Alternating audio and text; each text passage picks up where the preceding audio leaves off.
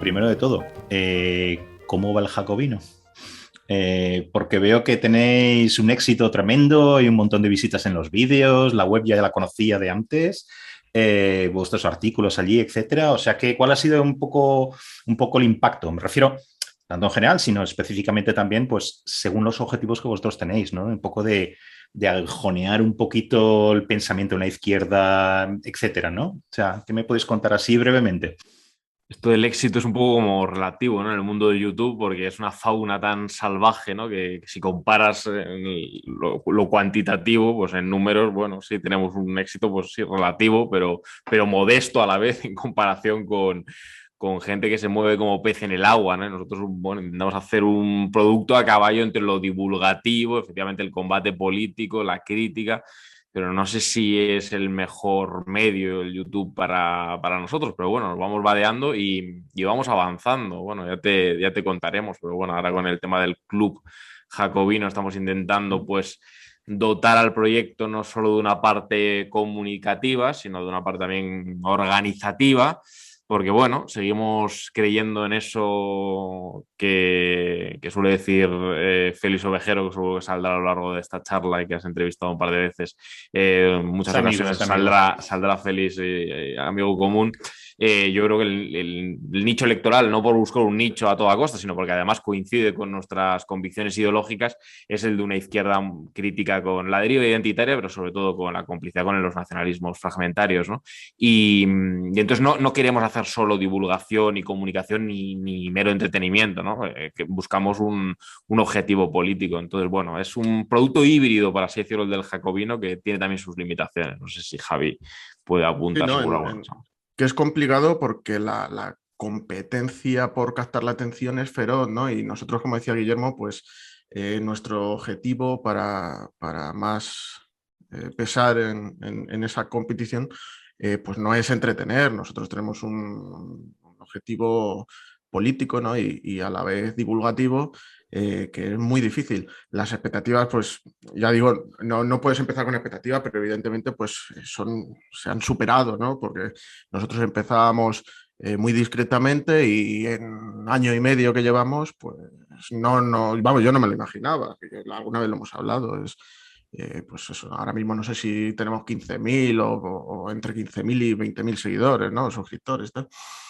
Es muy difícil. Y aún así sigue siendo poquísimo, ¿no? Para el tema de YouTube. Hay gente con millones de seguidores, ¿no? Entonces, pues bueno, vamos ahí contentos, seguimos progresando poquito a poco y al final, pues esto es una labor paciente la que hacemos. Hola, hoy charlo con Guillermo del Valle y Javier Maurín, que son los directores del canal de debate político El Jacobino. Guillermo es abogado en ejercicio, licenciado en Derecho por la Universidad Autónoma de Madrid y diplomado en la Escuela de Práctica Jurídica de la Universidad Complutense de Madrid. También es colaborador habitual en medios de comunicación como El Viejo Topo, Es Radio, 13TV o Plates. Javier es director de elpapel.es, estudiante de filosofía y técnico superior en administración y finanzas. Es empleado público en una empresa industrial pública y tiene experiencia en política municipal en el Ayuntamiento de Madrid.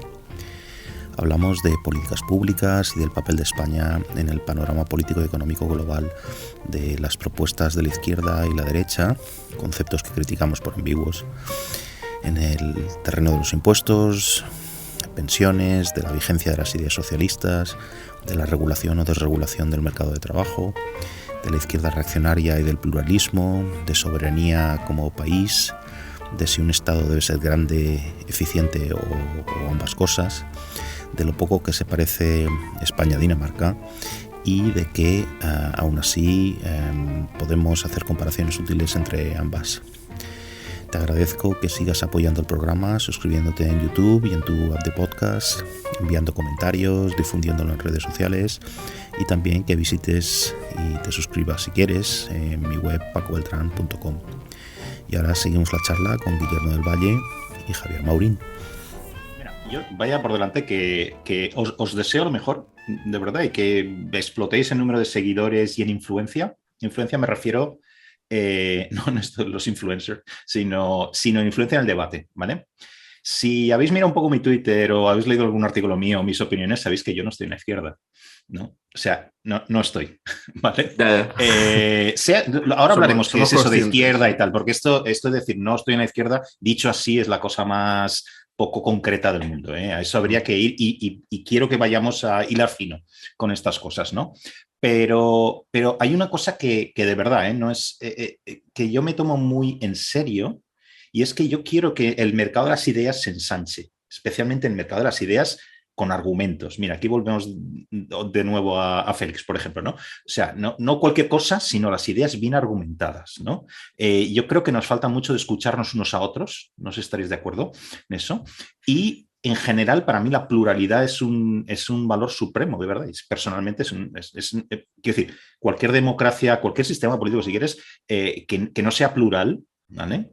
Es un sistema muy pobre, ¿vale? Lo mires por el ángulo que lo mires, ¿no? Entonces, para mí la pluralidad es muy importante. Y tener un mercado de las ideas sano, robusto, con argumentos, es muy importante también. Lo que yo creo también es que esto de la pluralidad se oye mucho a los liberales, pero yo no lo escucho tanto en la izquierda.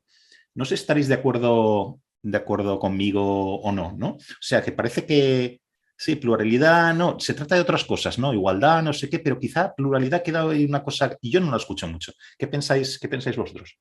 Bueno, yo creo que izquierda y derecha son conceptos profundamente encanallados. Es decir, nosotros que hemos tenido cierta relación con los discípulos del materialismo filosófico de Gustavo Bueno y tal, hay toda una teoría sobre las izquierdas y las derechas y que efectivamente no son significantes unívocos porque hay diferentes, y bueno, hasta ahí yo eso lo acepto y lo compro, ciertamente, ¿no? ¿Qué es ser de izquierdas hoy en España? Defender de forma crítica los derechos históricos de los territorios forales, que eso es lo inamovible, reunirse con Piketty y plantear una reforma fiscal progresiva en serio, que yo estoy totalmente de acuerdo, pero que acepte el concierto económico vasco y el convenio navarro, eso es serio, es decir, eso es medianamente serio, eso es de izquierdas, luchar contra los privilegios de origen, contra los rescoldos del antiguo régimen, pero defenderlos en la práctica y plantear que los pactos con el Partido Nacionalista Vasco son intocables y que el Partido Nacionalista Vasco es un partido progresista y de izquierdas y referente dentro del progresismo patrio. Entonces, claro, son conceptos profundamente encanallados, ¿no? Entonces tenemos las contradicciones que en cuanto a igualdad jurídica, igualdad política, nos encontramos a una posibilidad de un intercambio de conceptos, ¿no? Y a una supuesta derecha defendiendo en algunas cuestiones posiciones más de izquierdas, ¿no? En algunas cuestiones, ¿no? Porque en otras habría mucho que decir. Y sobre lo que nos preguntas, Paco, pues sí, ciertamente tenemos una izquierda oficial, solemos decir nosotros, porque creemos que el espacio del socialismo sigue siendo reivindicable y creemos que hace falta, y seguramente saldrá a lo largo de la charla, en cuestiones laborales, en cuestiones económicas, en cuestiones fiscales, dar alternativas al liberalismo económico y a la desregulación de los mercados financieros, de los mercados laborales. Y yo creo que hay una alternativa redistributiva, hay una alternativa en la izquierda, pero tenemos una izquierda oficial profundamente sectaria, que le importa muy poco el pluralismo, como dices. Yo no tengo ningún problema al revés, creo que efectivamente por una democracia sana y en el concepto republicano también de democracia que nosotros manejamos, la deliberación es fundamental. Yo llevo 4 o 5 años debatiendo con liberales y conservadores, incluso con algunos liberales y conservadores un poco toscos, ¿no? Que también los hay en medios de derechas, ¿no? Que por cierto son los que nos invitan a nosotros. Entonces, ¿qué vamos a decir nosotros de los problemas de la izquierda española con la deliberación y con escuchar otras voces y con dar alternativas cuando nosotros estamos totalmente vedados, con honrosas excepciones, como puede ser el viejo topo o referencias de la izquierda, incluso de la izquierda dura? Por cierto, pocos invitados he tenido yo que sean o sea, que se llamen a sí mismos de izquierdas, pero no porque esto me lo han reprochado algunos, me han mandado mensajes privados y tal. Oye, ¿por qué no traes a más gente de izquierda? Pero si lo intento, de verdad que lo intento. O sea, porque yo no tengo ningún criterio de yo puedo ser liberal o no liberal, bueno, también podemos debatir 1000 veces qué es eso. No pierdo mucho tiempo con eso, de verdad, con esas etiquetas. Pero bueno, pero eso no quiere decir que este programa tenga que ir por el mismo camino que yo voy. Yo lo que quiero es oír ideas de todos lados, ¿no? Y me cuesta muchísimo, de verdad, traer a gente de izquierda, porque no sé qué pasa, no vienen. Evidentemente no te dicen, no quiero estar, no, pero no sé qué pasa. Entonces, de nuevo, gracias por atender mi llamada, ¿no? Porque es que no vienen, ¿no? Es un poco el reverso, ¿no? Es lo mismo que lo que estás diciendo, que solo los invitan a programas de derechas, ¿no? Gracias a ti, no, totalmente. A ver, Seguramente lo hablemos con más detalle ahora, ¿no? Pero yo creo que el fiel de la balanza es sí ha habido intentos, ¿no? De la crítica a la trampa de la diversidad, la deriva identitaria, las políticas de la identidad, incluso con la polémica entre este generismo queer y el feminismo más clásico tradicional. Hay una voz dentro de la izquierda que efectivamente ha criticado determinada deriva identitaria y racionalista, etcétera. Pero el nacionalismo, para mí la plasmación más abrupta y agresiva de esas políticas identitarias, la que plantea la privatización del territorio político, la apropiación indebida sobre lo que es de todos, la privatización sobre lo más público que hay, sobre lo más comunista que hay, repitiendo otra vez la idea esta de Félix, eso es lo que te excluye y te margina de la izquierda oficial, de los que expiden carnés de buen y mal izquierdista, que es otra cosa bastante ridícula, ¿no? Porque ¿qué significa izquierda? ¿No? Volvemos a izquierdas y puede haber izquierdas en conflicto, por supuesto, ¿no? Pero en el jacobino lo vivimos y lo sentimos y lo sufrimos en primera persona. Entonces, por supuesto que la izquierda oficial o determinada izquierda oficial que ocupa ese espacio por lo menos sociológico es sectaria, es profundamente sectaria y además está llevando a cabo políticas que son profundamente antigualitarias y profundamente antirredistributivas y que ponen en cuestión la igualdad, la solidaridad, la igual libertad, otro concepto republicano. Entonces, por supuesto que tiene un problema enorme con el pluralismo, pero lo que es más grave para mí, que ha socavado completamente cualquier significado reconocible al significante. Será esto del significante flotante que diría el otro, pues eso, en eso estamos, ¿no? En el populismo, pero en palabras... No vayamos a la clau, por favor. No, por eso. Lo digo con Vale. retintín y con un poco de sarcasmo, ya lo sé, pero estamos en eso, ¿no? Es una izquierda de los derechos históricos, es una izquierda de la secesión, ¿no? Que es un proyecto, yo creo que ultra racional. Sí, nos encontramos un poco fuera de la ortodoxia de la izquierda institucional, ¿no? Entonces, estamos ya también acostumbrados a esos sectarismos y a nosotros nos echan mucho en cara que no vamos a medios de izquierda, ¿no? Nosotros vamos a donde nos invitan, claro. Pero es que es genial porque, claro, los medios de izquierdas no te invitan y luego te echan en cara de que no vas a los medios de izquierdas. Entonces, claro, nosotros tenemos un afán, como decíamos antes, divulgativo. Tenemos ganas de comentar nuestras ideas, de difundirlas, ¿no? De alguna manera, como podamos. No queremos limitar al canal de YouTube porque eso, evidentemente, pues es muy limitado, valga la redundancia. Entonces, a nosotros, a Guillermo, si le invitan en 13, pues yo creo que 13, que es uno de los canales con más espectadores de España, después de los grandes medios, evidentemente, pues si nos invitan ahí no vamos a perder la oportunidad de ir y todo es así, ¿no? Pero luego te echan la bronca porque no, claro, es que... También es que somos los fachas dentro de la izquierda, ¿no? Siempre están con las etiquetas, ¿no? Los Vosotros también. Vosotros también. Sí, entonces, claro, pues vamos, nosotros todo lo que sea hablar y debatir, ¿no? Y ese participar en ese pluralismo que decías y la deliberación, ¿no? Que es un poco la idea de hablar entre nosotros, ¿no? Debatir, confrontar ideas, así es como se avanza, ¿no? Esa es nuestra forma, eso lo que decía Guillermo, ¿no? La idea de democracia republicana y vamos, que creo que hay que ser consecuentes y participar allá donde nos dejen. Mira, una crítica, no sé si llamarlo crítica o no, pero esta idea republicana muy de Félix y muy de... Pero bueno, es una cosa que el republicanismo en teoría política que viene desde Roma, Grecia o algo así, que siempre está por ahí agazapado y tal, pues mira, yo creo que y que el liberalismo ha tenido una relación complejísima con ese republicanismo, no en origen, pero digamos, casi ignorándolo, pero yo creo que es un terreno que no lo sé muy bien, pero yo creo que nos podríamos encontrar muchos ahí, por aquello de superar esto de izquierdas y derechas, ¿no? Porque básicamente de lo que se trata es de vamos a confrontar argumentos, ¿no? Pero bueno, me gustaría entrar un poco en vereda porque he estado mirando digamos, varias cosas que tenéis en vuestra web, ¿no? Entonces, me gustaría hilar fino, como os decía antes, ¿no? En vuestra web tenéis cosas muy interesantes como esta, ¿no? Tenemos que avanzar hacia la reindustrialización, hacia la soberanía productiva y energética, las dos cosas, ¿no? Entonces, claro, a mí que... A lo que yo me dedico es a las políticas públicas y a la economía y estas cosas, esto, claro, salto, ¿no? Pues salto, no, vamos a ver, lo que salto es quiero decir, ¿qué significa esto? ¿No? Lo primero es que quiero saber exactamente qué significa, ¿no? Entonces, reindustrialización, por ejemplo, ¿vosotros abogaríais por producir todo nosotros? O sea, quiero decir, esto se daría de bruces con por ejemplo, los principios de especialización, ¿no?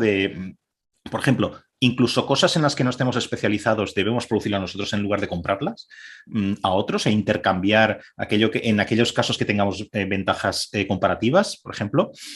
Descarbonización, estupendo. Poca gente habrá, los muy negacionistas, que no quieran avanzar en ese terreno, ¿no? De descarbonización de la economía, muy bien. Pero eso, por ejemplo, ¿qué implicaría para España? ¿Implicaría asumir la energía nuclear? Porque es que si eso no se hace, a corto plazo no se van a... Bueno, ya veis la polémica o digamos, el debate de las últimas semanas en la Unión Europea, que acepta la energía nuclear como una energía verde, por ejemplo. Y si vas a la estricta definición de emisión de CO2, lo es, ¿no? Entonces, deberíamos aceptar la energía nuclear, todo en parte que esté en el mix, en el policy mix de energías, etcétera, ¿no? Otra cosa, ya para acabar esto, ¿no?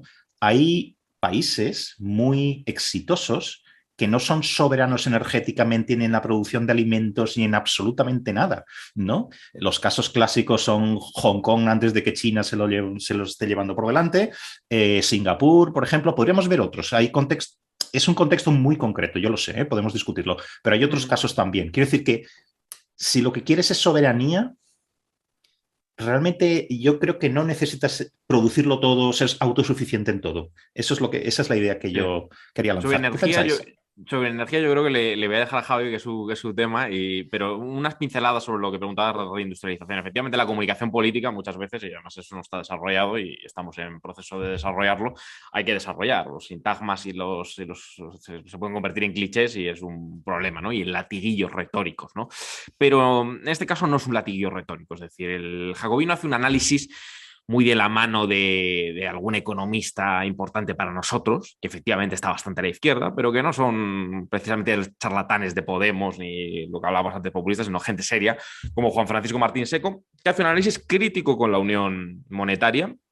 Y no desde un punto de vista nacionalista, yo no tengo ningún problema, es decir, el gran problema es que las soberanías para la izquierda hoy es que en una globalización económica y en un poder económico global tenemos espacios de soberanía, instrumentos de soberanía limitados.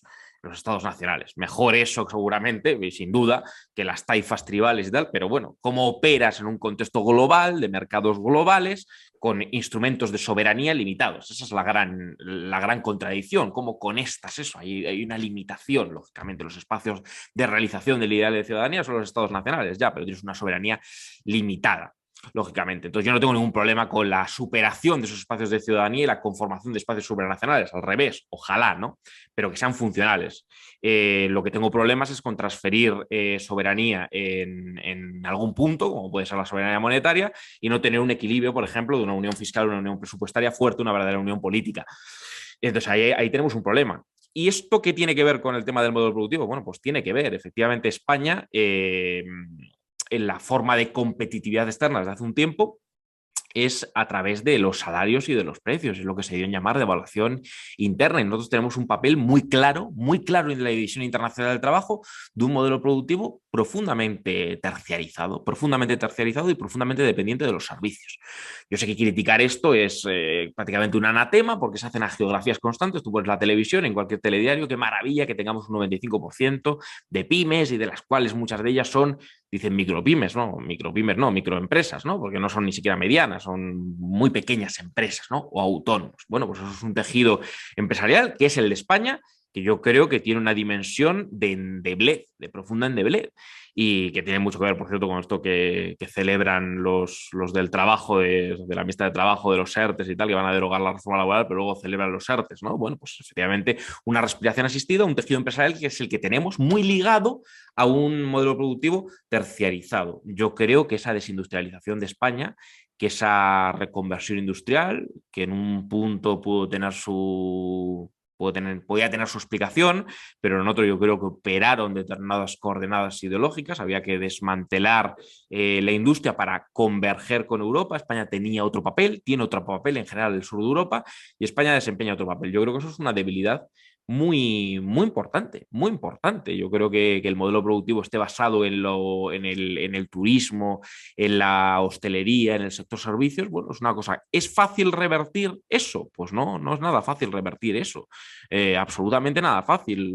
Ahora bien, nosotros ponemos el acento en un análisis crítico de eso. No queremos que sea bueno tener una especialización productiva como la que tenemos. Creo que es profundamente, tiene una serie de debilidades inhabilitantes, y lo hemos visto en la pandemia, lo hemos visto con la capacidad para producir. Entonces eso no significa que seamos acérrimos enemigos del comercio, te tomo el título de Antonio Escotado, ¿no? No significa que haya que ser soberano para producirlo todo nosotros, pero sí que es verdad que hay que cuestionarse si el papel que tiene España en el monocultivo turístico en el que parece que nos basamos es el mejor de los caminos posibles. Y si el modelo de devaluación interna como gran piedra angular de la competitividad externa ha sido un éxito. Yo creo que no. Yo creo que no ha sido un éxito para nada. Tenemos un estancamiento en salarios, incluso una congelación salarial y unos salarios generalizadamente bajos, bajísimos, muy bajos.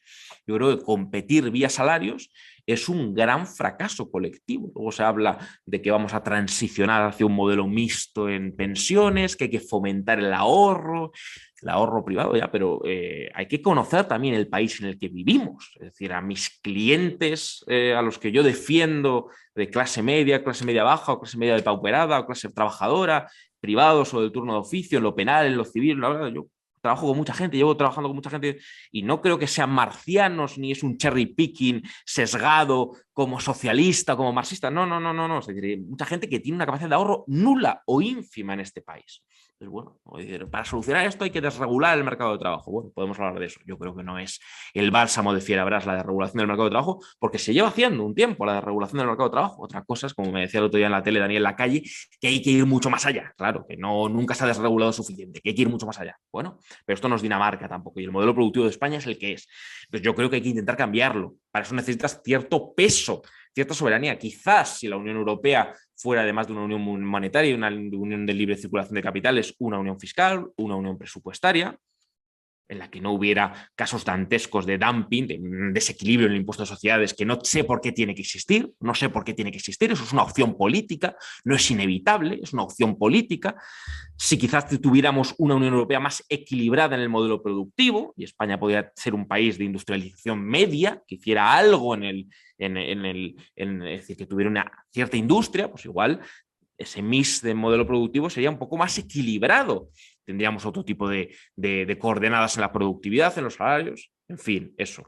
En la energía no me enrollo, pero Javi seguro que tiene que... Ahora quiero escuchar lo que dices, Javier, pero esto es cierto, aquí concedo no, es que es un hecho y el que lo niegue literalmente está tergiversando la realidad, que la unión monetaria no deja hacer otra cosa para competir como país que devaluar internamente. Esa devaluación interna, que mal llamada devaluación, porque una devaluación es una devaluación de la moneda.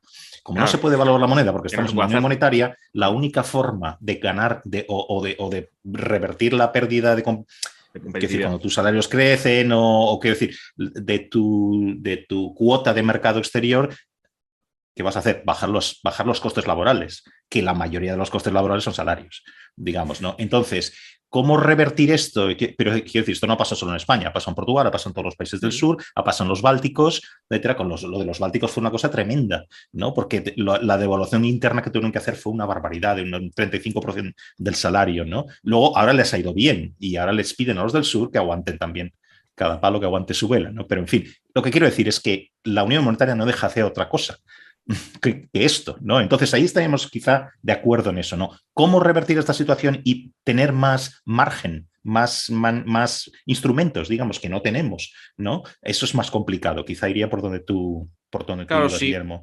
Quizás sea una Europa integrada, claro, le interesa Holanda, le interesa Austria, le interesa Alemania, pues igual no, pero claro, la Unión Europea, pues ahí tiene un reto que plantearse. Yo no veo que nadie hable de esto, yo sé que están muy entretenidos nuestros políticos con la ley trans y tal, pero claro, igual tenemos ahí un verdadero problema. Holanda quiere controlar el gasto de los frugales y yo quiero controlar los ingresos de Holanda y la política fiscal de Holanda. Y vamos a tener una unión monetaria y vamos a tener una unión fiscal de verdad. ¿Interesa una unión fiscal de verdad? Se dijo que iba a venir por añadidura. Llevamos desde Maastricht, desde el 92, pues hacemos, si no calculo mal, 30 años, ¿no? O 30 años. No creo que hayamos avanzado. Yo creo que ese no es el camino. Y eso también tiene que ver con el modelo productivo y con el margen de maniobra, como dices, para competir vía salarios. Creo que no se puede competir vía salarios. Eso es una senda errónea. Javier. Sí, vamos, lo explica muy bien Guillermo, por eso es el portavoz habitualmente. Si cuando... Voy a jubilar ya, o sea, cuando hablamos de soberanía, pues lógicamente no pedimos la autarquía ni cosas similares, ¿no? A ver, la idea es evitar la dependencia de factores externos. Cuanto más se pueda mejor, pero es que en un mundo globalizado eso es imposible, evidentemente. Lograr una estabilidad, ¿no? a la hora de recursos, de energía, ¿no? En el tema de la energía en concreto, el modelo productivo y energético de un país como el nuestro no puede depender de si un día un señor se levanta por la mañana y decide cortar un gasoducto. Tiene que depender de eso, ¿no? Porque evidentemente nosotros no podemos producir gas, ¿no? Pero hay que intentar... este señor puede ser Lukashenko, por ejemplo, ¿no? En Ucrania, puede ser, en Bielorrusia. Puede ser muchísima gente porque dependemos de muchísima gente. Entonces, esa gente tiene sus propios intereses nacionales, ¿no? Y nosotros tenemos los nuestros. Entonces, como Estado, pues tenemos que mirar... por nuestros intereses y no por depender de los ajenos. ¿Por qué pasa esto? Pues en el tema energético, por ejemplo, la competitividad de nuestro país se ha demostrado con esta crisis energética que depende, entre otras cosas, del precio de nuestra energía, por ejemplo. Para rebajar el precio de nuestra energía, se sabe lo que hay que hacer más o menos, y ahora explicaré esto, que es el tema renovables, ¿no? Pero las renovables tienen sus desventajas, la continuidad, el almacenamiento. Ojalá se pudiera almacenar lo que se crea en la solar durante la mañana para, ¿no? Esta cosa que se reían tanto de Pablo Casado, pero claro, es que resulta que por las noches se consume muchísima más energía de la que se piensa, no es que se apaguen todas las luces por la noche y ya está, ¿no? Entonces no hay una capacidad de almacenamiento suficiente, aunque existan opciones, pero son mínimas.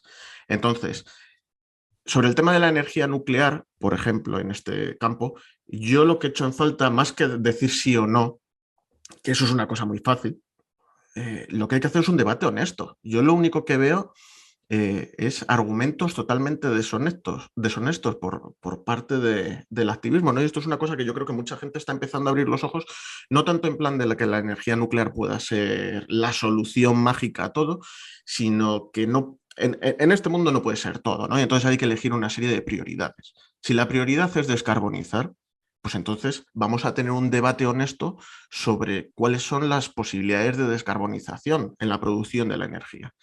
Dice, no, es que la nuclear... El otro día leía, se lo comentaba con Guillermo, ¿no? Unos argumentos totalmente deshonestos por parte de...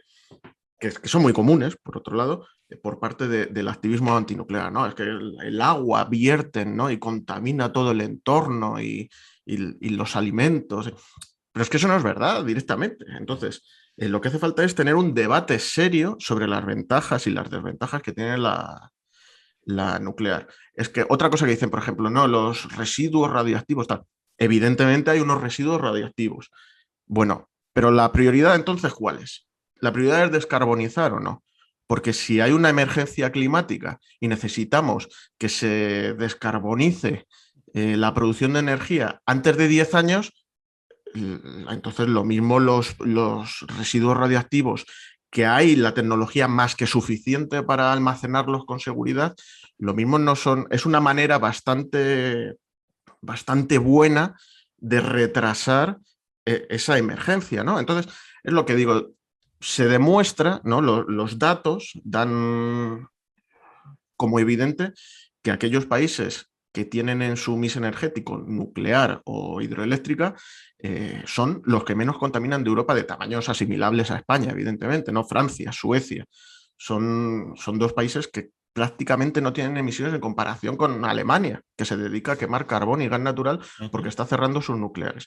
Entonces, es una cuestión de debate honesto, lo que hablábamos al principio, confrontación de ideas, debatir y establecer unas prioridades. Entonces, lo que no puede ser es que, claro, en Europa, pues en la Unión Europea, se pongan a debatir sobre si el gas natural es verde o no. Eso no son debates honestos, o sea, son debates políticos puramente. Pero hay una serie de científicos, de profesionales, que aportan unos datos y que, claro, tú cuando lees esos datos, pues te entran dudas, porque si yo leo argumentos deshonestos, yo en un principio no tengo nada en contra del activismo y además creo que evidentemente hay que cuidar el medio ambiente y además hay que hacerlo de la manera más óptima. Pero claro, si yo cojo y en una entrevista leo que de 10 argumentos, 7 u 8 son totalmente deshonestos porque conozco la realidad, pues así hace que desconfíe y entonces que la gente al final se echa en manos de quien le parezca que da argumentos razonables, independientemente de si son reales o no. Pero no sé si me entiendes. Sí, sí. Perdón. Sí. Entonces, está clarísimo, sí, sí. Sí, por eso, energía nuclear sí o no, pues de momento los datos y lo que se quiere descarbonizar a corto plazo, a pesar de lo que se tarden en construir, que es otra cosa, pues es que son cosas que hay que debatir. Claro. Y además hay que debatirlo cuanto antes mejor, porque claro, ahora nos dicen, no, es que una central nuclear tarda mucho en construirse. Ya bueno, es que lo mismo lo podíamos haber decidido esto hace 40 años. Claro, entonces, pues ese tipo de argumentos y de debates pues son una cosa en la que nosotros creemos que hay que ser honestos y que hay que tener debates científicos, reales. Otra cosa que tenéis en vuestra web, ¿no? Habláis de que es necesario un Estado fuerte, ¿vale? Un Estado fuerte frente a, cito literalmente, al capitalismo financiero de casino desregulado y especulativo. Bien, entonces a esto aquí planteo varias cuestiones, ¿no? Como siempre, porque yo creo que es bueno acotar, ¿no? ¿Qué quiere decir esto, ¿no? ¿Fuerte qué es? Parece que os respondéis vosotros mismos en esta sección de vuestra web que fuerte es grande, ¿no? Entonces, ¿por qué grande? La primera pregunta que os quería lanzar ahí es ¿por qué grande y no eficiente? Es que no es lo mismo, ¿vale? ¿Por qué grande y no eficiente? La segunda cuestión, os cito también ahí, ¿no? Cuanto más grande es un Estado, más soberanía ostenta y por tanto más libres son sus ciudadanos. Aquí lo que yo pienso es depende. Si estamos pensando como hacíamos antes, ¿no? Estamos hablando de la Unión Europea, por ejemplo, ¿no? Esto sería estrictamente así. Quiero decir, uno de los fundamentos, una de las razones de ser de la Unión Europea es tener ese tamaño que le permita jugar como un actor global. Y como lo tiene, pues puede tener las condiciones de vida, digamos, de producción, etcétera, en la Unión Europea, pues son totalmente distintas que si estuviéramos hablando de 27 estados que no estuvieran unidos por lo que están unidos ahora en la Unión Europea, ¿no?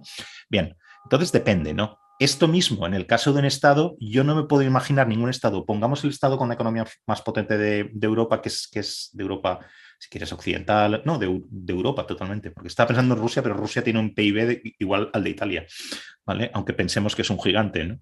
Esto que es Alemania, ¿no? Bueno, pues Alemania, fuera de la Unión Europea, realmente no tendría el poder que tiene, digamos, para determinar las condiciones de vida de sus ciudadanos, que siendo un Estado miembro de la Unión, ¿no? Quiero decir, o sea, que esto de cuanto más grande depende, ¿no? Bien, entonces, y lo último que os quería plantear, porque habláis mucho de liberalización, desregulación, este tipo de cosas, ¿no? ¿Vosotros pensáis que liberalización y regulación son sinónimos?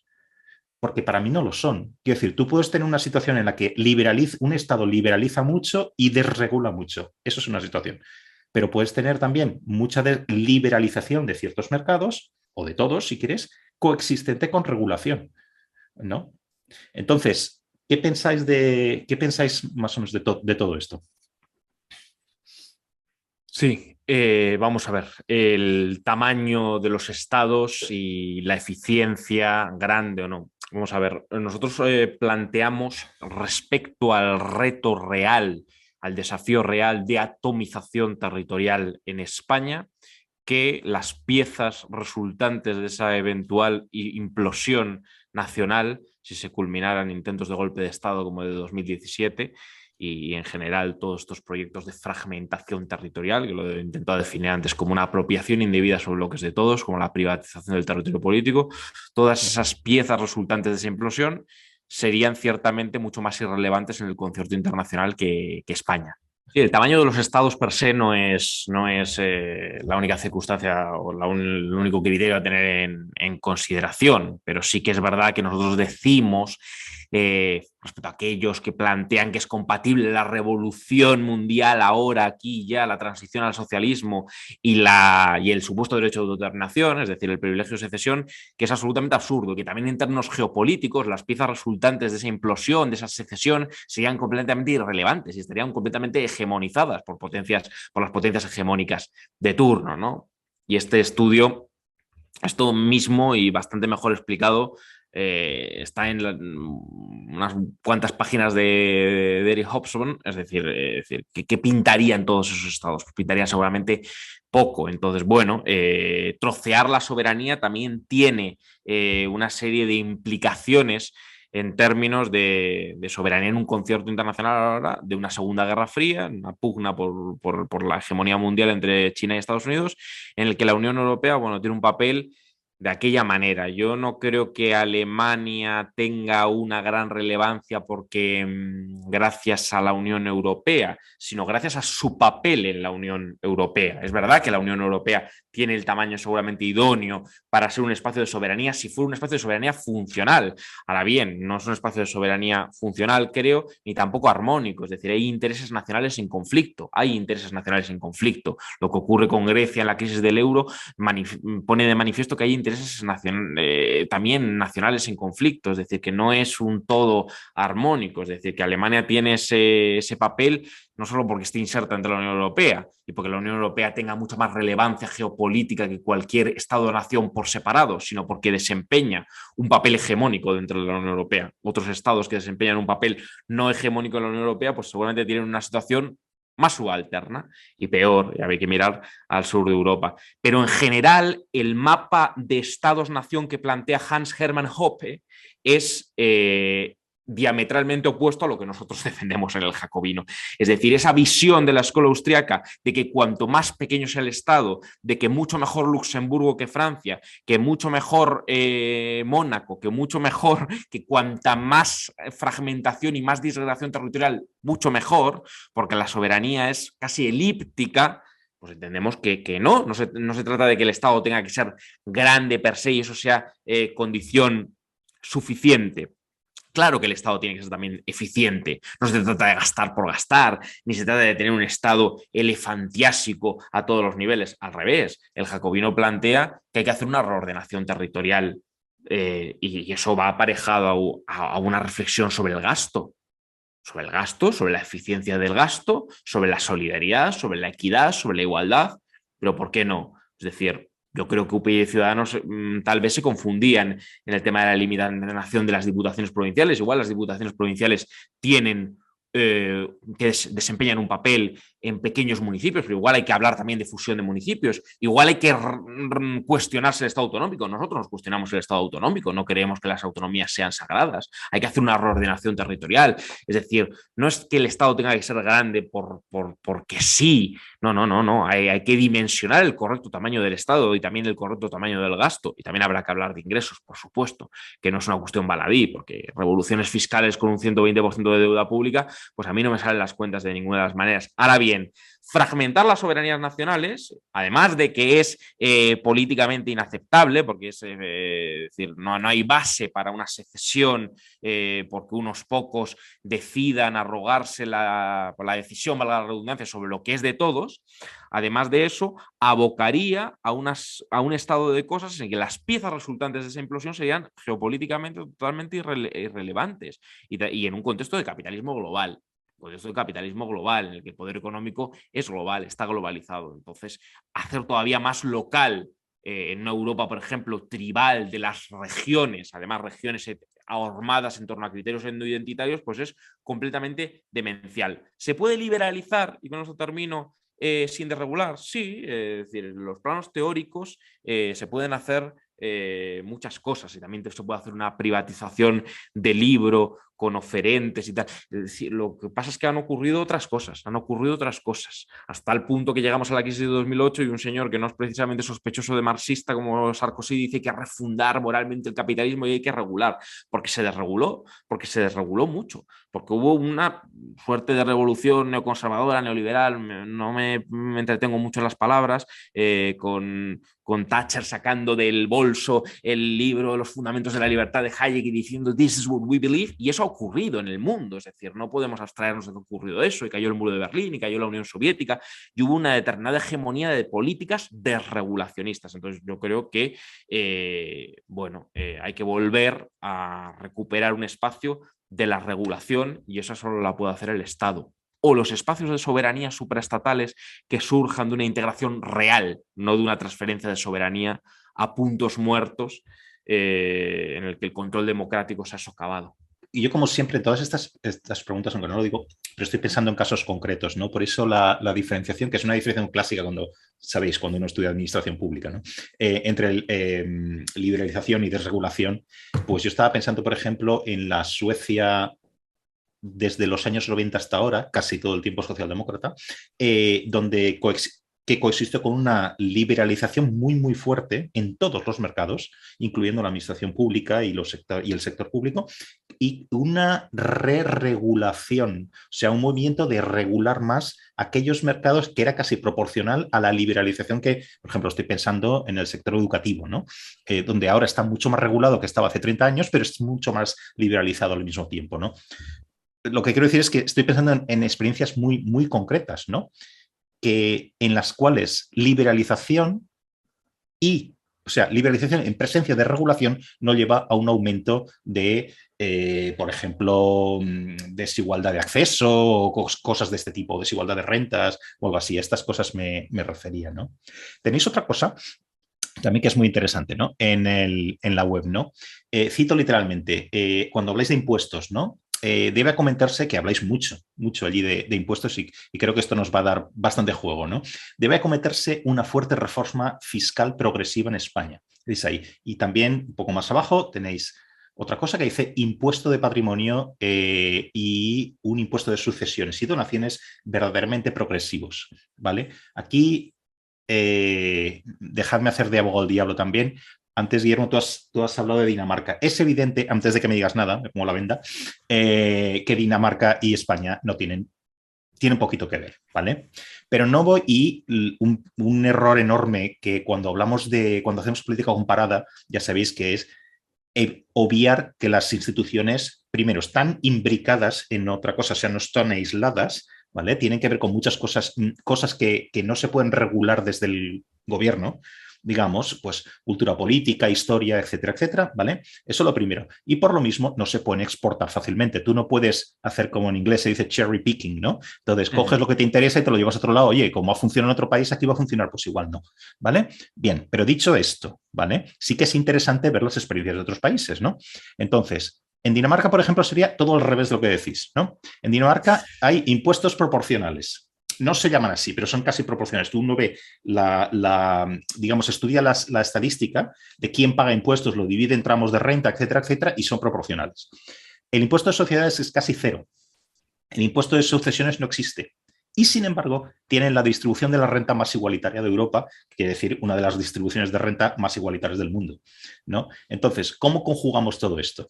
Podéis pensar que hay formas de, digamos, imaginemos que el objetivo es tener una distribución de la renta igualitaria o más igualitaria, ¿vale? ¿Se puede hacer por otras formas que no son las que estáis diciendo vosotros? ¿Qué pensáis? Pero vamos a ver, el impuesto de sucesiones y donaciones, por ejemplo, la justificación normativa de ese impuesto no es tanto la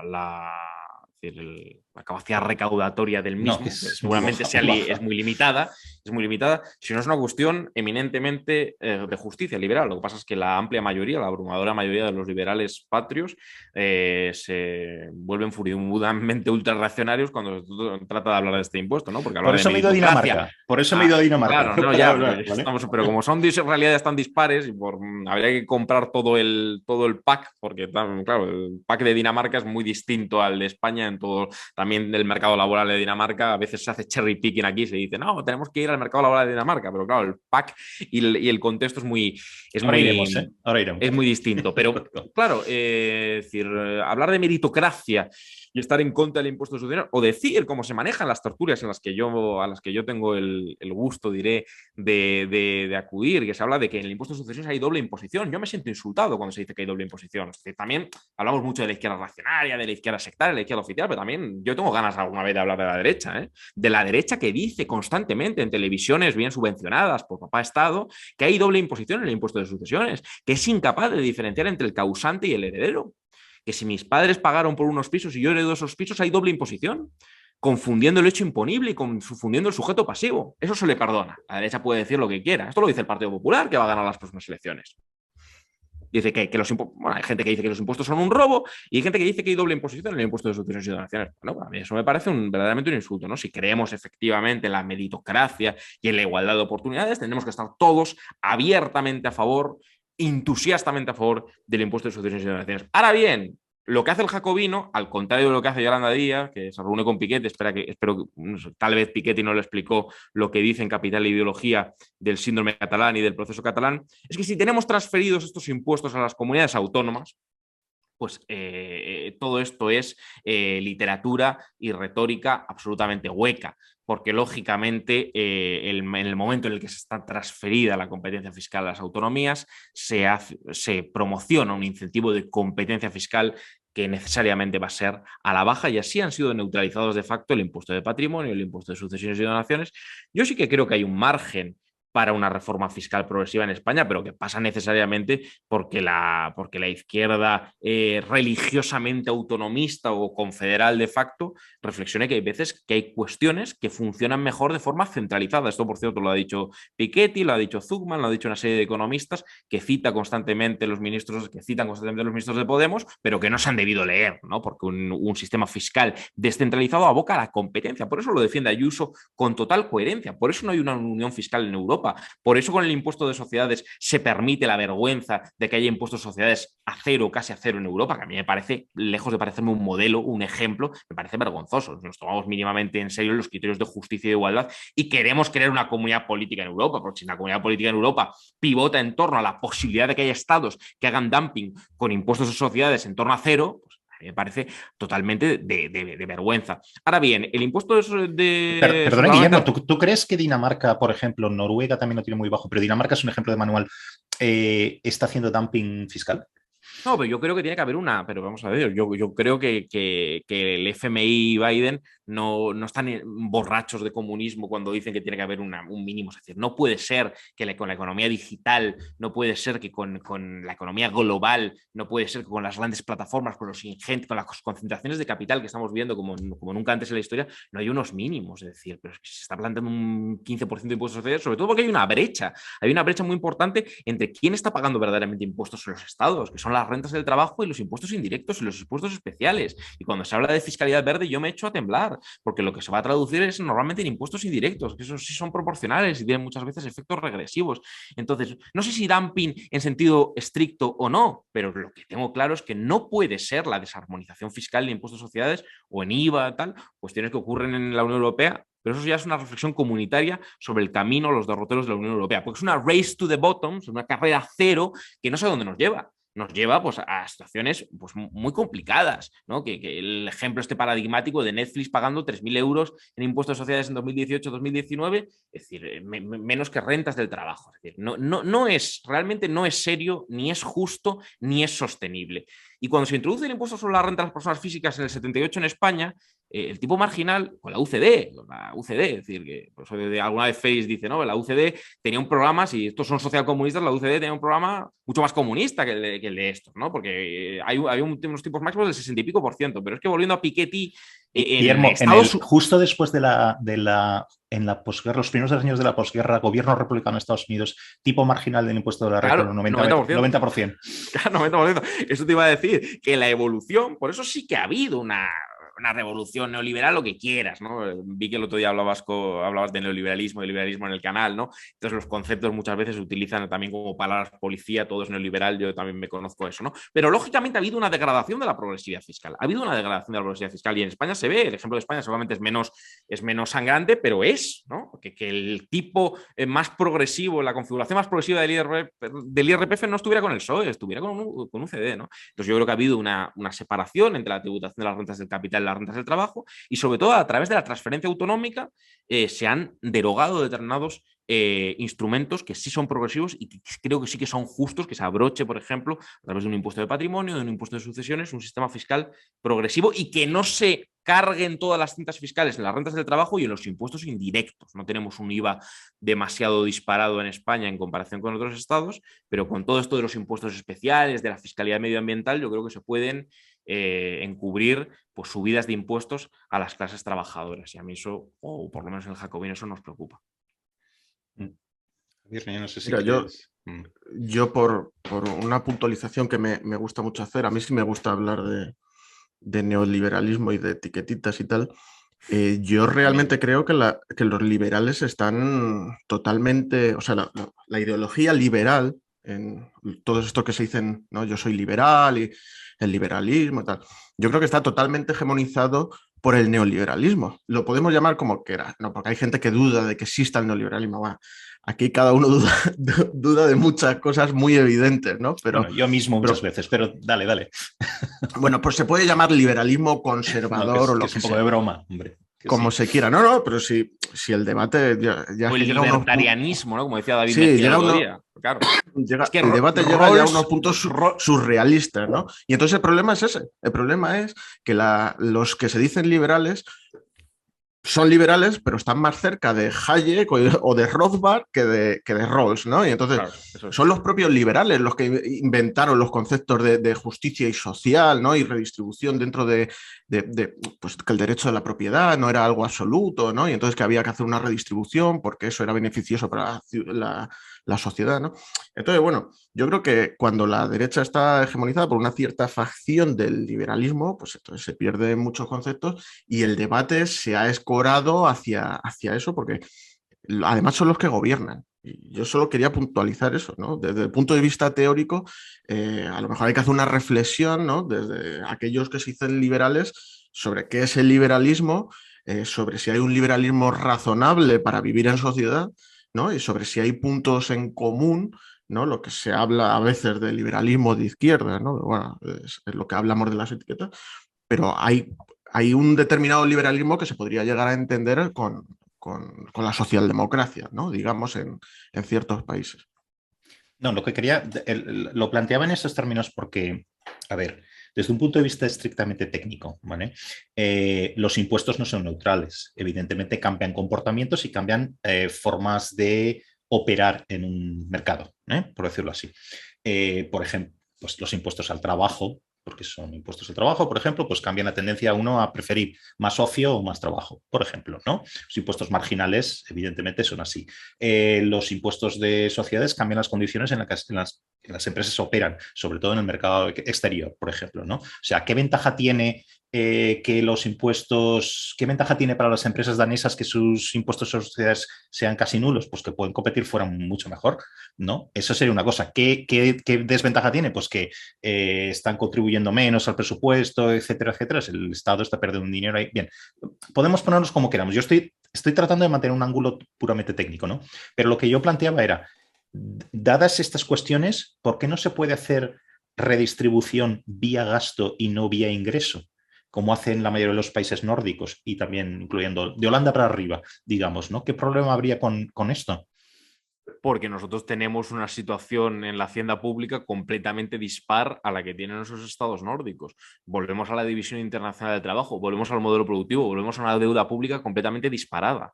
Claro que se puede hablar de gastos, claro que se debe hablar de gastos, claro que se deben procurar políticas predistributivas y por supuesto que el gasto es importante, pero el ingreso también. Es decir, es que si no nos salen las cuentas, es que tenemos una deuda pública completamente disparada. Obviamente esta crisis económica tiene unas causas excepcionales y es distinta a cualquier otra, ¿no? Porque obviamente por eso tampoco se han prescrito las mismas soluciones de la famosa austeridad expansiva, que no sé si fue un éxito o no exactamente, y hubo una rectificación sobre las mismas recetas que se prescribieron en su momento, ¿no? Obviamente aquí a nadie se le ha ocurrido eso, ¿no? Y se está hablando de mutualizar deuda, etc. Pero es que España tiene una deuda pública disparada completamente. Tiene una deuda pública disparada completamente. Y entonces, bueno, yo creo que no se puede eludir el debate tampoco de la redistribución vía ingresos, ¿no? Yo creo que sí que hay cierto margen para hacerlo, de verdad que lo creo, y no creo tampoco que sea especialmente revolucionario lo que se está diciendo de modificar la tributación levemente a las rentas del capital a partir de 200.000 euros, a las rentas del trabajo a partir de 300.000 euros. Si me preguntas, yo creo que no hay mucho margen para subir los impuestos a las rentas del trabajo en el IRPF, pero hay otras cuestiones, y ahí nos remito otra vez al tema de la Unión Europea, que por cierto está saliendo más de lo que yo pensaba, pero yo creo que es importante. Yo creo que es importante, yo creo que es una idea que trata de argumentar y plantear el jacobino en el debate público. Yo creo que no es ni populista ni una majadería. Yo creo que Europa se tiene que plantear realmente la existencia de una unión fiscal de verdad. Claro, se excluye completamente el planteamiento de estados que quieran mantener su competitividad. Ahí se demuestra que el interés nacional sigue operando y sigue habiendo una dialéctica entre intereses nacionales. Claro, me compiten mejor mis empresas si tengo un impuesto de sociedades bajísimo. Claro, pero entonces no podremos crear una comunidad política funcional, igualitaria, redistributiva, que pinte algo, que haya un demos europeo de verdad. Para que haya un demos europeo de verdad, usted no puede detener el impuesto de sociedades de Irlanda ni el de Holanda. No puede ser. Es incompatible. Entonces tendremos que contar la verdad. No nos interesa un demos europeo. Lo que nos interesa es seguir preponderando de forma hegemónica mi interés nacional respecto al de otros. Y nos interesa que para que yo tenga el poder tenga que haber unos subalternos. Entonces España tiene una situación dramática en cuanto a deuda pública. No podemos omitir el debate tampoco de los ingresos. Claro que a través de los gastos... Fijaros que lo que habéis llamado la izquierda oficial no habla nunca de deuda pública, parece una cornucopia que tú pegas ahí y ahí, y ahí va a ser el pasta, ¿no? Y para pagar todo, para pagar todo. Y me gusta que habláis de esto porque es que hay que hablar de esto también, porque, como decíamos porque antes, no cae del cielo, ¿no? Buenos argumentos, argumentos honestos, no podemos hablar de darle a la manivela del dinero, porque tampoco es cierto, porque hemos hablado... Es que no tenemos manivela. No tenemos manivela, claro, es una de las cosas. Todavía si la tuviéramos, podríamos hablar de los riesgos que tienen también las devaluaciones competitivas de la peseta, que tampoco voy a hacer yo una geografía sobre las devaluaciones competitivas de la peseta, pero tenías la manivela y podías hacer una serie de cosas para competir en el exterior, que era devaluar la moneda, como dices, pero ahora el margen que tenemos son salarios. Entonces, y bueno, yo creo que hay que compatibilizar, claro, sobre los gastos también. Es decir, a mí esto de que gastar por gastar, no, gastar depende de dónde, ¿no? Pero creo que también que el estado de bienestar tiene un precio, y es un precio alto. Ahora bien, creo que es mucho más oneroso el precio de prescindir de un estado de bienestar. Y creo que hay en rudimentarios ataques contra papá Estado, que también me tienen un poco cansado, creo que hay una cierta rudimentaria, elegía de las tinieblas. Y cuidado con hacer una elegía de las tinieblas y del sálvese quien pueda en un país donde mucha gente no tiene capacidad de ahorro, no tiene capacidad, tiene una capacidad solamente de supervivencia. Y hay mucha gente que está en esa situación, no solo por el paro estructural que tenemos, sino porque hay gente que tiene salarios verdaderamente de miseria y puestos de trabajo basura absolutamente. Entonces también esa es nuestra realidad. No es la de Dinamarca, la de Noruega, la de Suecia. Es esa. Es esa. Es una en la que el mercado laboral afecta a subir el salario mínimo interprofesional, porque hay mucha gente que está por debajo, que estaba por debajo, o que está trabajando cotizando 5 horas y trabajando 10. Eso ocurre en España mucho. Claro, esa es nuestra realidad. Entonces, claro, creo que sí que hay que focalizarse también en los ingresos. Javier, yo no te digo nada, tú salta cuando quieras. Sí, no te preocupes. Vale. Me gusta porque estamos matizando mucho. Es algo que se pierde en el debate, que no existe, ¿vale? Con estas palabras gruesas en otros lugares que pasan por debate, ¿no? Y entonces, por continuar con esta matización, entonces, y enganchando con esto que decíamos antes, ¿no? Que es esto de izquierda y derecha, ¿no? Si os planteara lo siguiente, ¿vale? Una posición política, económica, etcétera, ¿qué diríais que es esto? ¿Izquierda, derecha, señor? Me podéis decir lo que queráis, ¿vale? A ver, por ejemplo, una persona que defienda una educación pública de calidad, ¿vale? Pero de calidad, coexistente con educación privada financiada públicamente. Además, financiación pública de la provisión privada de sanidad privada, o sea, hospitales públicos, etcétera, pero financiación pública y provisión privada de la atención sanitaria, los centros de salud, por decirlo así, ¿vale?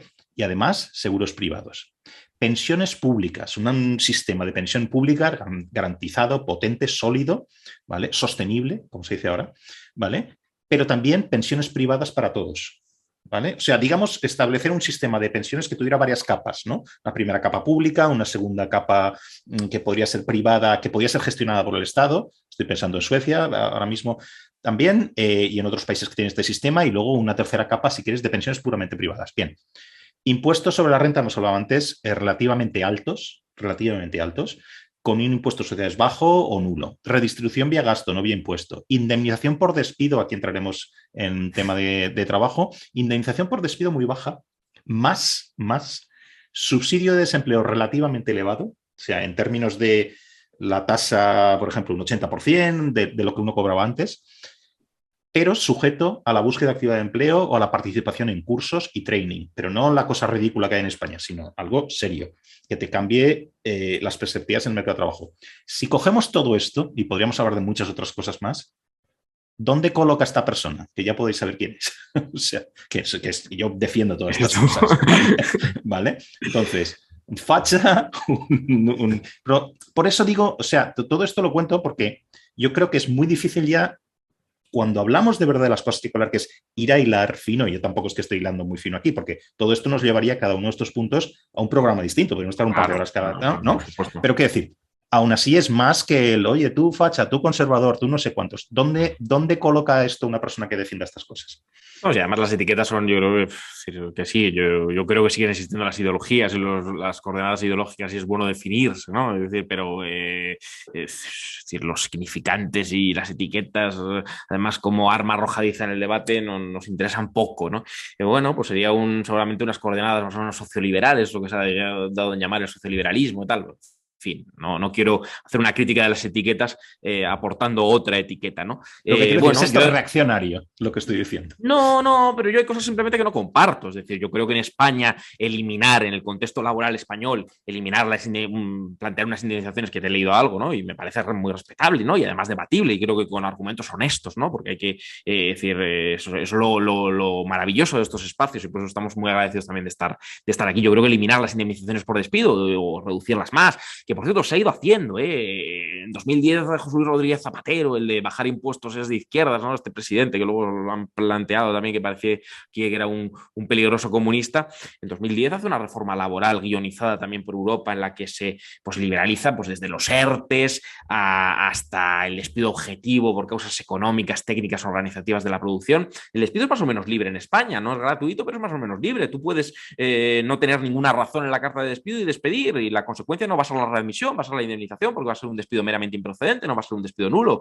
Se han eliminado en 2012 los salarios de tramitación, que son los que van desde el despido hasta la resolución que determina la improcedencia eventual de ese despido. Los casos de nulidad están súper constreñidos solamente a vulneración de derechos fundamentales. Se redujo de 45 a 33 días. No se deroga con esta nueva reformilla, entre comillas, las reformas laborales. No se deroga. Es decir, los ERTES, por ejemplo, se han tramitado tan masivamente y tan abruptamente porque ya no es preceptiva la autorización de la autoridad laboral, simplemente es facultativa y tal, pero no es un requisito sine qua non. Entonces sí que se ha liberalizado el mercado laboral.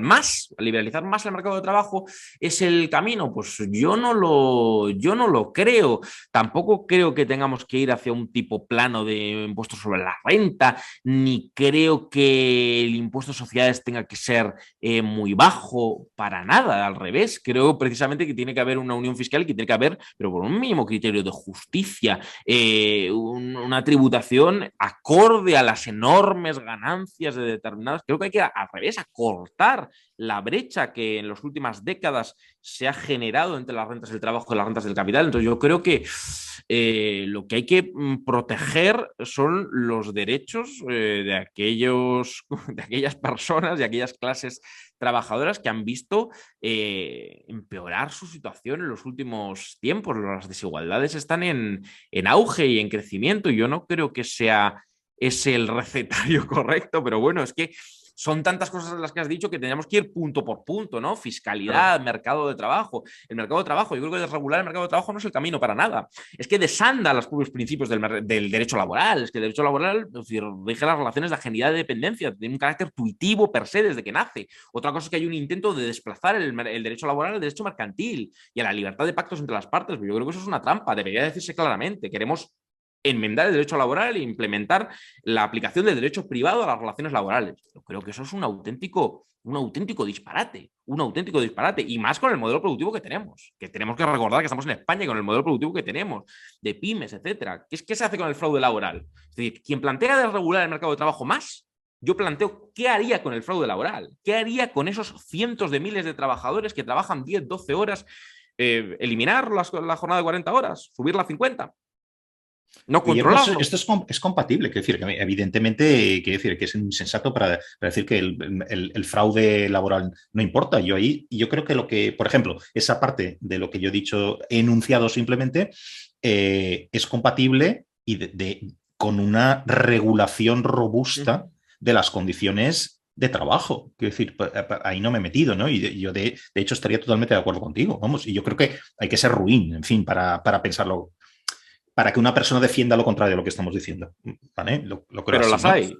Sí, claro, hay de todo en este mundo. No, pero qué decir, y otra cosa que por eso he hecho tanto hincapié, ¿no? En que esta, digamos, reducción del coste de despido, etcétera, coexistente y con relación tal, con un seguro de desempleo más elevado incluso que lo que tenemos en el sentido de retorno o como tasa o como ratio respecto a la ganancia cuando estaba uno trabajando, ¿no? Y al mismo tiempo con unos cursos y un tal que realmente a uno le permitan, mira, si está, yo qué sé, alguien está haciendo, yo qué sé, una fábrica de ladrillos, no lo puedes pasar por un curso y que se convierta en programador de no sé qué, en una empresa puntera de no sé. Eso no ocurre, pero qué decir, no tampoco los cursos que tenemos ahora, que yo no sé para qué sirven, ¿vale? Los cursos de reciclaje y de no sé qué, no sé cuántos. Ahí vosotros estáis mucho más puestos que yo con esto, ¿no? Ese seguro de desempleo más generoso o esa política predistributiva a través del gasto, no tanto del ingreso, se puede financiar con una política fiscal, por ejemplo, en el que se patrocine un impuesto de sociedades bajo o casi tendente a cero. Yo creo que es difícil, a no ser que sigamos con esa carrera cero en la que está inmersa la Unión Europea de competencia fiscal entre estados, que yo creo que no da respuesta además a las grandes concentraciones de capital que está habiendo. Es decir, si Amazon, Facebook, Netflix generan unas ingentes ganancias, yo creo que tienen que tributar, es decir, que no tiene que haber instrumentos tendentes a la elusión fiscal y a facilitar como una alfombra de seda la atracción de capitales. Yo entiendo cuál es esa dinámica, la está haciendo incluso, la hace Portugal, es decir, bien, es decir, sí, pero ¿por qué no, Guillermo, ¿por qué no aumentamos, si quieres, los impuestos sobre el que recibe el beneficio, sobre el accionista, pero no tanto sobre la empresa? ¿No sería una opción? Esta es la opción danesa. Quiero decir, con unos impuestos mucho más elevados que unos impuestos que permiten un estado de bienestar mucho más avanzado que el de España, ¿no? Me vas a decir que Dinamarca no es España. Igual eso nos remite al debate planteado recientemente por Piketty, que está desarrollando sus libros de mejor manera sobre también el accionariado de las empresas, la participación de los trabajadores. Pero bueno, eso es un debate, la participación de los trabajadores ahí, porque claro, las empresas, pues sí, efectivamente, también hay que pensar efectivamente el papel del mundo del trabajo. Yo también tengo dudas que en este planteamiento de la robotización y tal está totalmente superado el mundo del trabajo. Yo creo que el trabajo sigue teniendo un papel central y hay mucha gente en un proceso de pauperación. A mí me parece preocupante, pero bueno, me estoy entreteniendo y Javi seguro que quiere decir algo. No, yo es que ya se ha ido el tema completamente del tema de las etiquetas de izquierda y derecha, ¿no? Sí, no creas. La pregunta que decías, que evidentemente lo primero que tenemos que ponernos de acuerdo es en qué es izquierda y es derecha, ¿no? Esto es más que evidente que habría debate, yo estoy seguro de que habría chicha ahí. Pero claro, luego cada una de las medidas, vamos a ver, una cosa es el planteamiento teórico, ¿no? El recoger un poco qué es la izquierda, ¿no? Y entonces ya te sientas y dices, no, pues mira, para mí la izquierda pues sería algo parecido a perseguir pues la libertad positiva en lugar de la negativa, ¿no? Eso se lo dejaría más a la derecha, ¿no? Hay una composición y luego propuesta a propuesta yo te podría decir si según mi criterio eso es de izquierda o de derecha.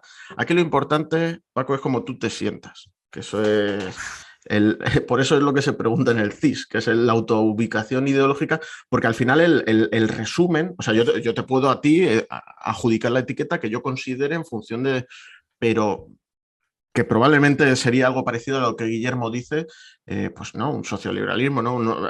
Precisamente lo que hablaba yo, un liberalismo más social, más, más sensible Macron. con la justicia social, ¿no? Pero que al final es que esas etiquetas, digamos que entran dentro luego también del juego del marketing político, en el cual pues tú te asignas la tuya y entonces tú cuando vas al mercado de las opciones políticas, pues se juega con eso, ¿no? A venderte porque yo soy más de izquierdas y este señor pues es de derechas, por un tema de simplificación principalmente, porque al final... es lo que hablamos y volvemos al principio, se debate poco y se debate poco sobre propuestas concretas y entonces pues al final esa simplificación lleva a directamente hablar en términos de izquierda a derecha, del 1 al 10 y cosas así. Que también es por economía del lenguaje también, yo también lo uso, ¿no? Pero Bien, es útil, es útil. Es exacto, por la utilidad, ¿no? Pero evidentemente la pregunta casi era una excusa, lo de dónde caigo, para hablar de cosas más específicas, ¿no? Este tipo de medidas, ¿dónde nos lleva? ¿Y qué hacemos con esto? ¿No? Y que, no quiero que os vayáis sin que os preguntaros por cosas, si queréis, un poquito más políticas, la izquierda reaccionaria, por eso habéis hablado mucho, ¿no? Aquí vamos a tener muchas menos discrepancias, estoy convencido, pero creo que es interesante, ¿no? Entonces, os formulo pues una pregunta y el que esté hablando, pues hacemos lo mismo un poco que antes, ¿no? Entonces, casi en este punto, y para los que estén escuchando y viendo esto, como machaco con esta idea de la izquierda reaccionaria, y cuando no machaco, pues me traigo Félix y lo seguimos hablando, ¿no? Pues esto, ya no os voy a preguntar, bueno, si queréis hablar de qué es para vosotros izquierda reaccionaria, pero vamos, creo que es conocido.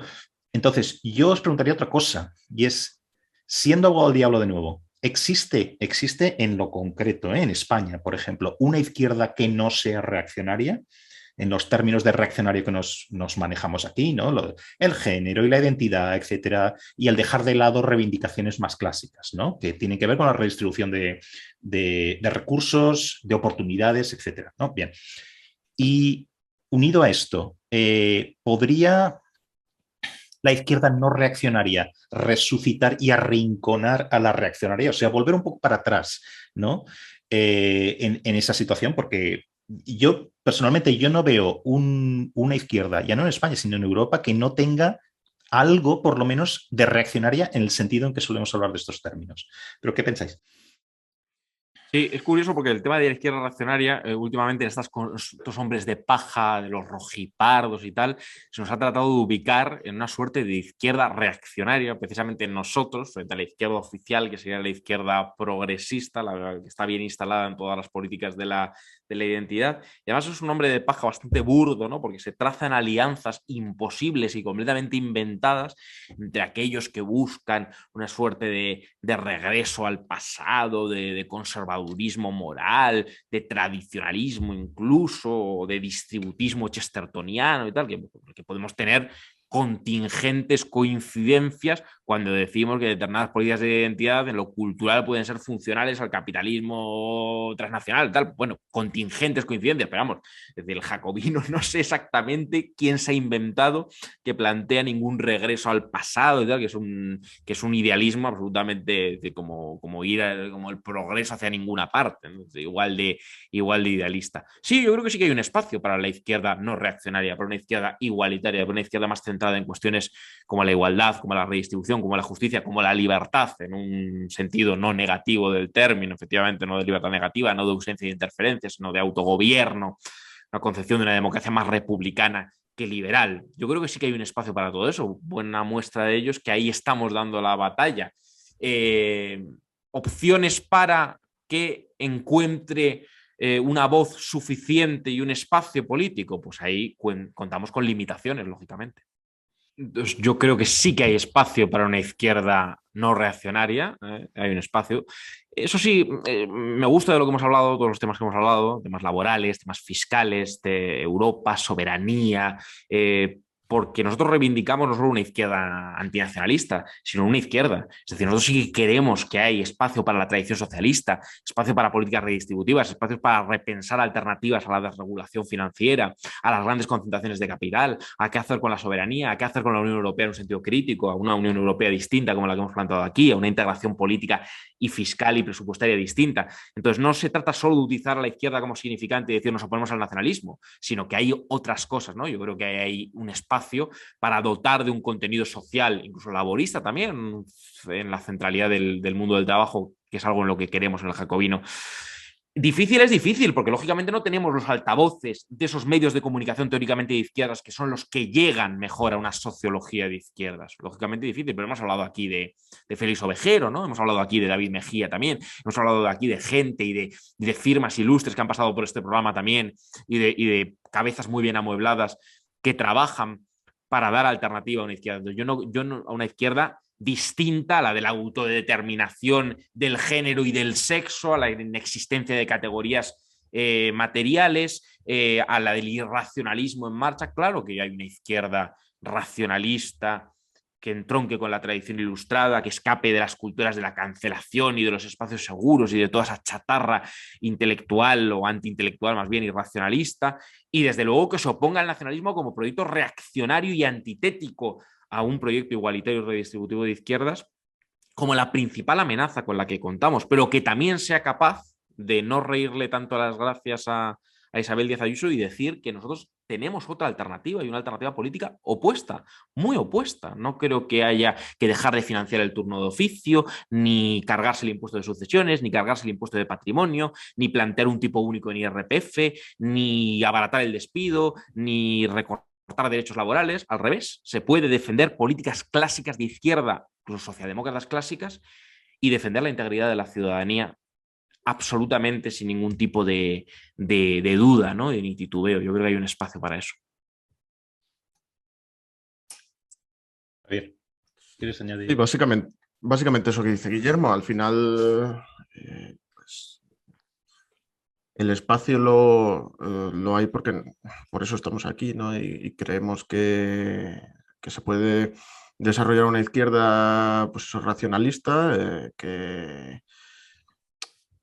alternativa, ¿no? Que haga unas propuestas diferentes a las que se están haciendo, especialmente, pues, en algunos asuntos que ha mencionado Guillermo. A mí el tema de los reaccionarios, ¿no? Lo de volver a un poco idealizar pasado, ¿no? Volver a cosas que ya están superadas o yo probablemente lo contraponga al progresismo, ¿no? A mí me llama la atención propuestas como en el tema, por ejemplo, se me ocurre por estar de actualidad ahora mismo el tema de la ganadería, ¿no? Ahora la propuesta alternativa, o sea, cuando hay que dar de comer a 40 millones de personas, no se puede idealizar la agricultura extensiva. Si yo estoy de acuerdo, ojo, y que claro, si yo tuviera mucho más dinero, pues me dedicaría, o sea, a mí me gustan los chuletones de los buenos, pero claro, eres un señoro, tío, eres un señoro. Bueno, lo que pasa es que no lo puedo pagar todas las veces que quisiera, ¿no? Entonces, eso es el otro problema, la cara B, ¿no? Entonces, como hay que dar de comer a todo el mundo a unos precios razonables, lo que hay que hacer no es decir aquí vamos a comer todos, ¿no? de vacas pastoreadas de una en una y masajeadas y tal, ya, pero si lo que hay que hacer es que esa producción, además de ser sostenible, económicamente, pues es sostenible para el medio ambiente, optimizar los modos de producción, avanzar en tecnología, ¿no? Yo creo que hay muchas propuestas alternativas en muchos temas en el cual por la izquierda ahora mismo pues, no está respondiendo está respondiendo, pero no de una manera adecuada, ¿no? Y entonces hay mucho que decir en todo esto.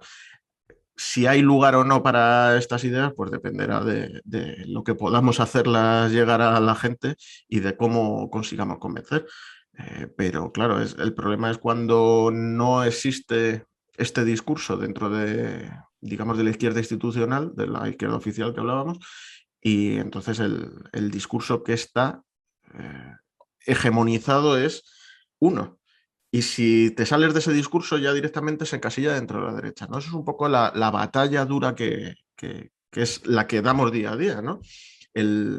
nosotros hacemos, y estamos convencidos de ello, propuestas nítidamente de izquierdas. Pero bueno, como las dinámicas de comunicación son las que son, pues la cosa es muy complicada. Además, no es serio, Paco, si me permites un apunte, o sea, no es serio hablar de encasillar al jacobino con hombres de paja y tal. No es serio, porque el jacobino, pues tal vez sea una de las pocas izquierdas en España que está diciendo que no se puede sostener la no redistribución en base a supuestos derechos históricos o a la voluntad de ser distinto o de no redistribuir, al derecho a decidir inventado que no decidamos todos. ¿Ya? La privatización del territorio político, la quiebra de la comunidad política, el levantamiento de fronteras etnoidentitarias.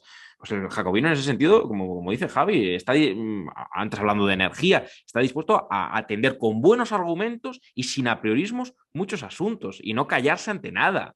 Ante nada, no estamos dispuestos a hablar de memoria histórica parcial, aparte de que el concepto, también hemos hablado en el canal de las víctimas de ETA, de qué pasa con un proceso de purga etno-identitaria y de limpieza étnica, del éxodo vasco, de todas estas cosas vamos a hablar. Y eso es compatible absolutamente con no entregarles la etiqueta. No se trata de luchar por las etiquetas, por una especie de obsesión nominalista, ¿no? Sino simplemente porque creemos que no han prescrito los mejores principios de la mejor tradición socialista.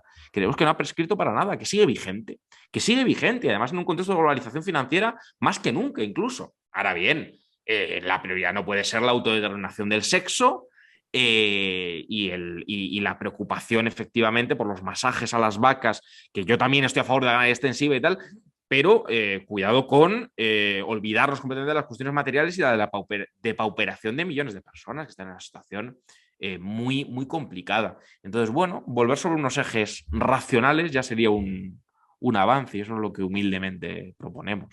Sí, que además, brevemente, los formatos que tenemos nosotros, por eso los hemos diseñado un poco el canal, ¿no? Porque, aunque no parezca, nosotros no nos dedicamos únicamente a emitir mensajes, ¿no? Además, tenemos, o sea, nuestros dos formatos principales, uno son las tertulias, que es en el que intentamos que venga gente especializada en un tema a desarrollarlo y a poder entenderlo en profundidad. Y luego, además, ahora, pues desde hace poco, pues tenemos también el cuadrilátero donde entre diferentes ideas se confrontan y hay un debate y se puede, digamos, escuchar otras alternativas, ¿no? Estamos abiertos, como decía Guillermo, a hablar sobre todo y debatir y exponer ideas. Y oye, llevamos abiertos, el proyecto lleva abierto 1 año y medio. Y a mí me han convencido de muchas cosas por el camino. O sea, te quiero decir, no es que hace 1 año y medio tuviéramos unas ideas inamovibles. Evidentemente, pues más o menos seguimos pensando muy similar, pero somos esponjas y traemos a la gente para escucharla y para poder profundizar, como decían, esas ideas, ¿no? Y yo creo que es un poco a lo que debería de estar abierto todo el mundo. Cada uno tiene que defender sus convicciones, pero esas convicciones tienen que ser permeables. No tiene ningún sentido pensar igual durante 50 años. Eso no es evidente. Sobre todo porque cambian las condiciones, pero además los cerebros pueden desarrollarse y tal, no sé. Es algo muy sorprendente porque se observa mucho, ¿no? Una radicalidad, pero no en las ideas, sino en el discurso constantemente igual siempre. Es como lo de Keynes, ¿no? Una periodista le decía, usted cambia mucho de opinión y le contestaba algo así como, el mundo cambia y yo cambio con él, ¿no? ¿Usted qué hace, señora? Claro. Las circunstancias cambian. No, solo quería añadir ahí que la razón por la que os pueden llamar rojipardos o lo que sea que os llamen, o fachas o reaccionarios o lo que sea, es por esa anomalía tan española, que es muy conocida, que es que estar a la izquierda o estar a la derecha está determinado únicamente en España por la cercanía al nacionalismo. Totalmente. Es decir, cuanto más te acercas a los nacionalistas, más progre eres, y cuanto más te alejas, más facha eres, cuando es el mundo al revés, totalmente, ¿no? Pero esto es una cosa que yo no he visto en ningún lado, ¿eh? Pero en ningún lado. Por eso, Paco, les chirría a veces, ya que es tan furibunda la oposición que tenéis al nacionalismo y tan fundada y tan fundamentada, algunos, ¿no? Es decir, tendrá que ser como mucho un centro izquierda, porque efectivamente el fiel de la balanza de a la izquierda que te encuentras es tu grado de complicidad con el nacionalismo. Entonces descoloca mucho que digas, no, igual estamos en posiciones económicas como las de Martín Seco, que fue el responsable de economía de Anguita en la crítica a Maastricht, y somos profundamente antinacionalistas, como por cierto también es Martín Seco, por cierto, que también es facha. O sea, el gran economista de la crítica a Maastricht hoy ya también es facha, porque ha cometido el gran delito de oponerse al nacionalismo, ¿no? Y a los pactos Frankenstein. Bueno, pues es una verdadera chatarra, cuando el nacionalismo creo que es una ideología, el nacionalismo identitario, pues de eso sí, de extrema derecha. Entonces, bueno. Oye, se me han quedado aquí, lo vamos a dejar, porque ya llevamos bastante rato hablando, pero me he quedado con, no sé vosotros, con muchísimas preguntas, con muchísimas cosas que matizar y necesitaría muchísimo más tiempo, pero también veo que podemos tener en posiciones muy concretas, estar súper alejados, pero yo creo que también estamos de acuerdo en que estamos totalmente cercanos o cerca o de acuerdo en una cosa, y es en las reglas del juego, en esto que hay que contraponer argumentos, no se pueden soltar lemas, no se pueden soltar etiquetas, tenemos que hablar y dejarnos convencer. Es una cosa muy republicana, ¿no? O sea, no dejarnos convencer, estar dispuestos a que nos convenzan, lo que tú decías, Javier, hace un segundo, ¿no? Y eso, pues me alegra mucho, ¿no? Y espero que esto se extienda, ¿no?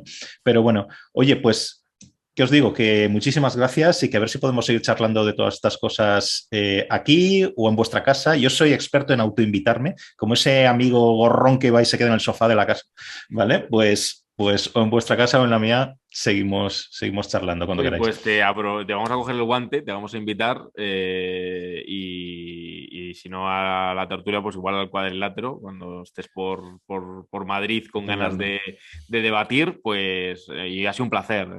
Por mi parte ha sido un placer y muchísimas gracias, Paco, porque hemos estado muy a gusto y un honor esta charla tan deliberativa y tan republicana en ese sentido y tan honesta intelectualmente. Ha sido un gusto.